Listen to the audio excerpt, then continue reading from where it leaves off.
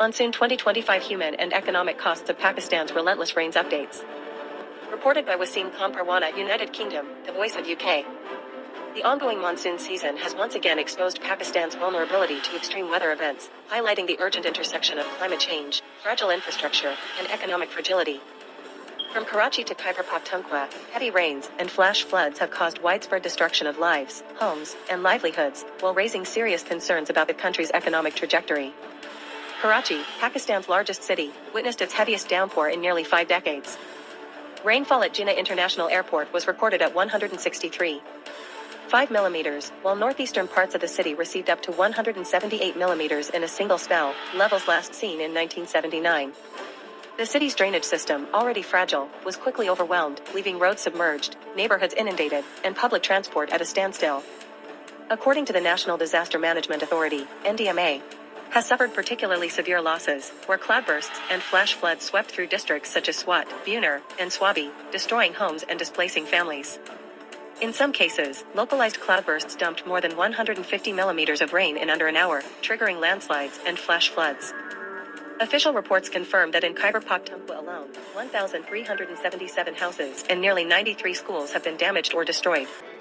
Across the country, bridges, roads, and key transport arteries have been cut off, hampering relief operations and disrupting trade flows. Urban centers, including Karachi and Lahore, have been paralyzed for hours, while rural communities face prolonged isolation due to damaged road links. The agricultural sector, which contributes nearly 1/5 of Pakistan's GDP and employs over 35% of its workforce, is under mounting stress.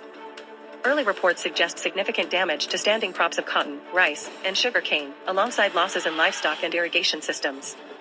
Although comprehensive national figures are still being compiled, the economic impact of the monsoon disaster will unfold through 3 major channels.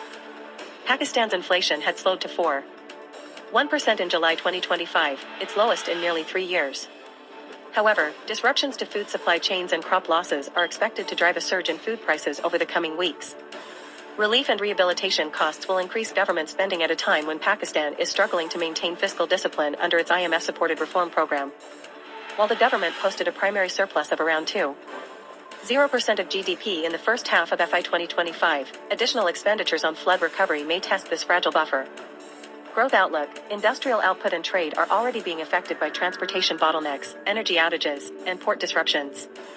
Any sustained damage to agriculture could further weaken GDP growth, while inflationary pressures may slow down monetary easing that markets had anticipated. Weather alerts indicate that further rain spells are expected in late August and early September, particularly across Sindh and Khyber Pakhtunkhwa. The NDMA, provincial governments, and international partners are scaling up response mechanisms, but Pakistan's vulnerability remains stark.